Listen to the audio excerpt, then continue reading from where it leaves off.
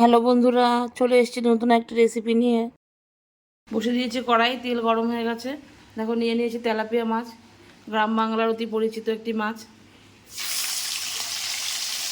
মাছগুলোকে ভেজে নেব।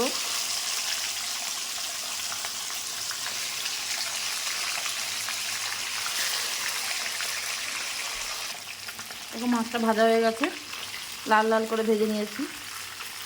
তুলে নেব।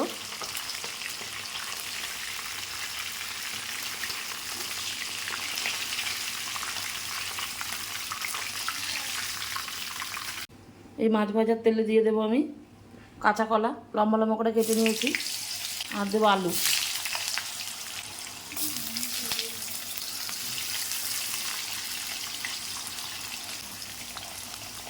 সামান্য একটু নুন। আলু আর কাঁচা কলা ভাজা হয়ে গেছে, তুলে নিচ্ছি। এই তেলের মধ্যে আমি দিয়ে দেবো সাদা জিরে। ফোড়নটা ভাজা হয়ে গেছে, এবার আমি মশলাটা দিয়ে দেবো। লঙ্কা, আদা, টমেটো। আদাটা একটু কম দিয়েছি, কাঁচা কলা আছে তাই।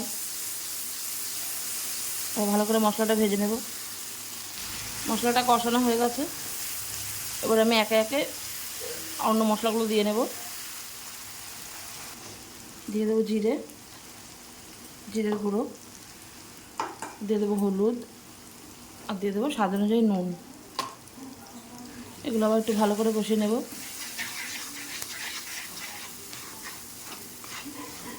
গ্যাসের ফ্লেমটা কম রাখতে হবে, মশলাটা পুড়ে যাবে। একটুখানি চিনি দিয়ে দেবো।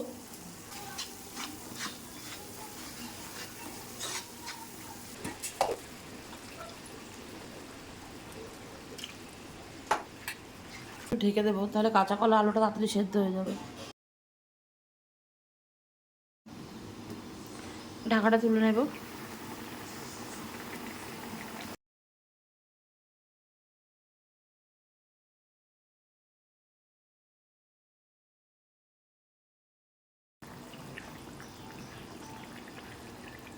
ভেজে রাখা মাছগুলো দিয়ে দিলাম, আর একটু ঢেকে দেবো।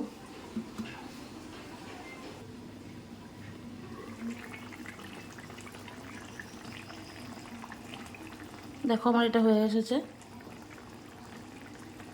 আলু, কলা সবই সেদ্ধ হয়ে গেছে। আর একটু পাতলা পাতলা ঝোলই রাখবো। দিয়ে দেবো অল্প ধনেপাতা কুচি। তোমরা দিতে পারো, নাও দিতে পারো, ওটা অপশনাল। আমাদের ইচ্ছে হলে, খেতে ইচ্ছে করলে দেবে, তা নাহলে দেবে না। আমার অল্প ছিল, আমি অল্প দিয়ে দিয়েছি। দেখো এটা হয়ে গেছে, এবার আমি নামিয়ে নেব। হয়ে গেছে, রেডি।